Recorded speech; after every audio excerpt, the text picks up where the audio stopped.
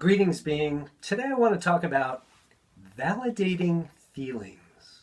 Now, this wasn't spurred by a disgruntled client or anything like that, but I was talking with some colleagues, therapists, and remember, I'm a former therapist or psychotherapist. And we were talking about this idea, and I was basically saying that I don't think that it's necessarily my job to validate the feelings of my clients. And that just sounded nuts to them.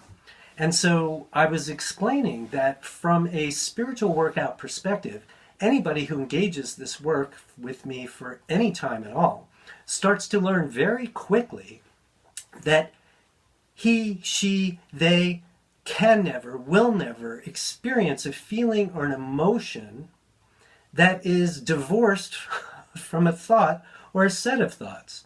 And oftentimes, another word for that is beliefs, right? So we learn that beliefs matter, beliefs create experience, right? So if I'm experiencing anxiety, it's got to be because of some belief or thought I'm having that's creating this, especially if this is a chronic condition that I'm in spiritual workout to work on.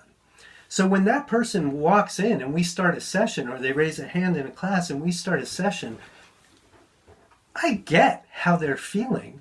But I also know a couple of things. First of all, like I just said, they're not feeling what they're feeling absent a thought, and I want to get them as quickly as I can to identifying what that thought or those thoughts are so they can be about the business of transmuting and changing them and then never having these feelings again, right? And I also am very conscious that the law of attraction is always on. And if they're in a state that they don't want to be in, like anxious, nervous, jittery, panicked, upset, all of that stuff, the last thing on earth I want to do is put a magnifying glass on that and analyze it and look at it more closely. We already know where it comes from. And the work here is about getting out of it. So I'm conscious that the law of attraction is always on. If I've been working with this person, we also have a shiny, clear intention of what it looks like when this condition isn't happening anymore.